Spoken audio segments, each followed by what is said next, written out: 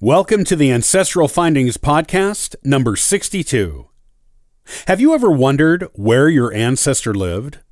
You can often use old Plat maps to discover the location of their homestead. In this episode of the Ancestral Findings Podcast, I'll show you how to read the maps.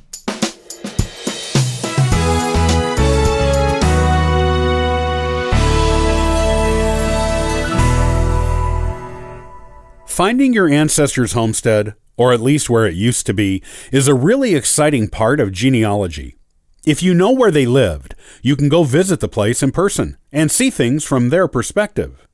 While the area may have changed, though in some cases it may have not changed at all, or very little, you can get an idea of what your ancestors may have seen every day and the landscape, climate, and natural flora and fauna that shape their daily lives. You can quite literally walk in their footsteps. It is a wonderful way to get closer to your ancestors and to know them better. The best way to find where your ancestors lived, the actual precise location of their home and or land, is to look at a Plat map. Most county courthouses have old Plat maps going back decades, and sometimes even centuries in some places.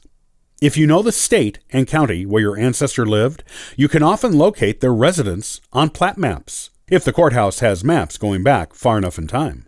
You just need to look through the court's Plat map books for the correct year or range of years that your ancestor lived in the county. Then, scrutinize the maps until you find their names.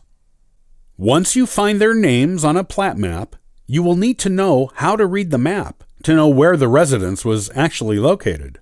Plat maps show the land of the county divided into parcels and lots, and show who owned those parcels and lots at particular times. If you don't know how to read them, it can be quite confusing to know where to go find your ancestors' homes. To read the map, first look for the legend. Every Plat map has one. It will tell you things, such as how many feet an inch equals on the map, as well as the orientation of the map, so you will know which way is north, south, east, and west.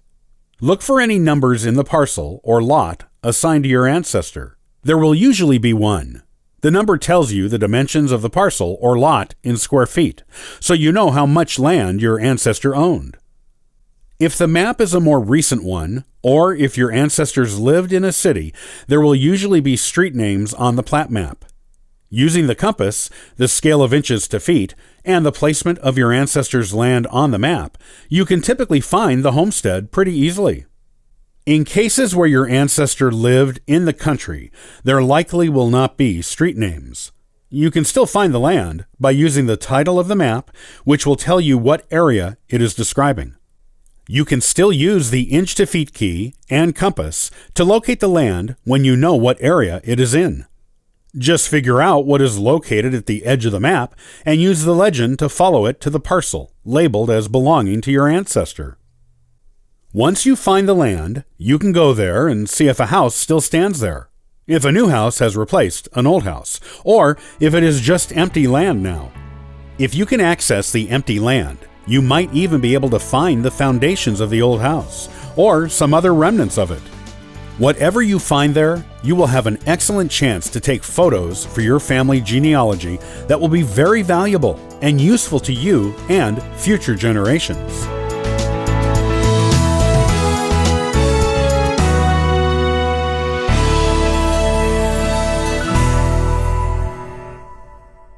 What is a genealogical abstract? Do you need to take one when you're researching? In the next Ancestral Findings podcast, I'll give you an explanation of abstracts and when you should use one in genealogy.